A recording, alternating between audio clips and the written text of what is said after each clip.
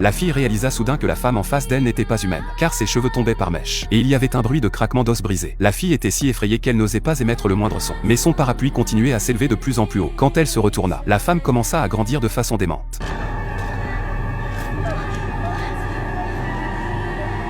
La vue a tellement effrayé la jeune fille qu'elle a fait pipi dans son pantalon. Le regard horrible de la femme plus âgée faisait frissonner les gens dans leur cœur. La jeune fille a fait semblant d'être calme et a trouvé une excuse pour essayer de s'éclipser, déclarant que sa mère lui avait dit de rentrer à la maison. Elle tenta de faire comme si elle n'avait rien vu, mais sa respiration devenait de plus en plus rapide. Derrière elle, les pas lourds se rapprochaient. Le monstre boitait rapidement vers elle. La jeune fille ne pouvait plus se calmer. Elle criait et courait sauvagement. Le bruit a alarmé le propriétaire du magasin d'éclairage tout proche. Il s'est précipité hors de la porte pour vérifier. La fille s'est empressée de se cacher derrière le patron. Le propriétaire ne paniqua pas en voyant le monstre approcher. Il a dit à la fille de rentrer chez elle d'abord. Visiblement il a un moyen de s'en occuper. Le patron a alors enlevé ses lunettes de soleil. Et le monstre s'est immédiatement arrêté dans son élan à cette vue. Après 3 secondes à se fixer du regard, le monstre se détourna vaincu et son corps rétrécit progressivement à sa taille initiale. Personne ne connaît l'identité du propriétaire. Il n'ouvre son commerce que tard dans la nuit. Mais quand quelqu'un vient acheter une ampoule, il dit au client de ne pas la toucher avec un visage froid. Les plus timides s'en vont en pestant. Mais parfois les plus audacieux essaient d'arracher l'ampoule de force. Le propriétaire a fait un geste pour enlever ses lunettes de soleil. Et l'autre homme a semblé si effrayé qu'il a dû partir. La seule personne qu'il traitait différemment était la fille qui venait tous les soirs. Non seulement il l'accueillait avec un sourire,